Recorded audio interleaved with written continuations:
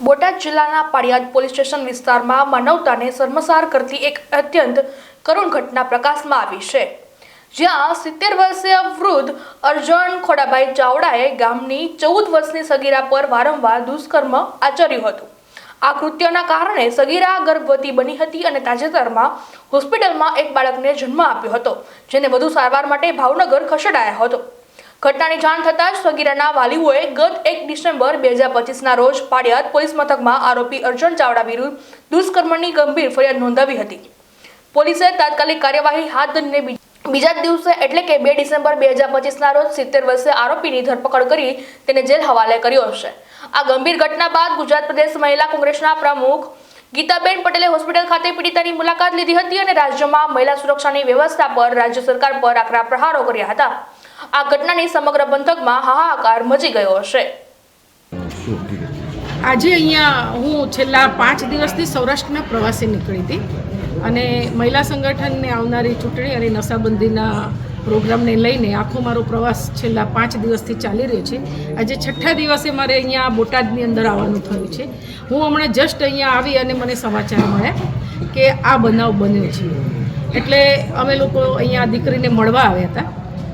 આજે મારે મીડિયા સમક્ષ ગુજરાત સરકારને કહેવું છે કે તમે લોકો નારી સુરક્ષાની વાતો કરો છો, બેટી બચાવોની વાતો કરો છો, બેટીને પઢાવવાની વાતો કરો છો, મહિલાઓના રક્ષણની વાતો કરો છો, એમના વિકાસની વાતો કરો છો, ક્યાં છે આ બધું? હમણાં જ 1 અઠવાડિયા પહેલાં રીવાબા જાડેજાએ નિવેદન આપ્યું હતું કે ગુજરાતની અંદર મહિલા સંપૂર્ણ સુરક્ષિત છે, ત્યારે મેં એમને સામે કહ્યું હતું કે મહિલા ક્યાં સુરક્ષિત છે? તો આ એનું જીવતું જાગતું ઉદાહરણ હું આજે રીવાબાને બતાવવા માગું છું। માનનીય આનંદીબેન પટેલે હમણાં 2 દિવસ પહેલાં એમના પુસ્તકના ઓપનિંગ વિમોચન વખતે કહ્યું કે ગુજરાતની અંદર જ્યાં દારૂબંધી છે એના કારણે મહિલાઓ સુરક્ષિત છે, પણ મારે આદરણીય આનંદીબેનને પણ કહેવું છે કે બેન, અહીંયા ગુજરાતની અંદર દિવસે ને દિવસે બળાત્કારના કિસ્સા, રેપકાંડના કિસ્સા ખૂબ વધી રહ્યા છે। આજે હું આ હોસ્પિટલમાં આવી છું, એ દીકરીની ઉંમર 14 વર્ષની છે અને દીકરીને કામ કરવાના બહાને જે શખ્સ એના ઘરમાં લઈ ગયો અને કોઈ ઘરમાં હતું નહીં અને દીકરીને પાછળથી પકડી અને રૂમમાં પૂરી દીધી અને એના ઉપર આ કૃત્ય કર્યું છે।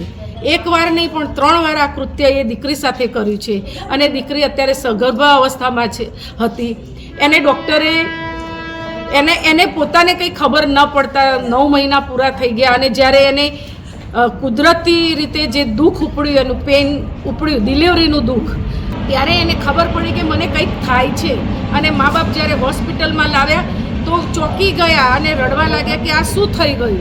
દીકરી સગર્ભા હતી અને 9 મહિના થવા આવ્યા હતા અને દીકરીને અહીંયા શુક્રવારે રાત્રે અહીંયા લાવ્યા છે। પછી ખબર પડી કે આ શખ્સે આ કૃત્ય કર્યું છે।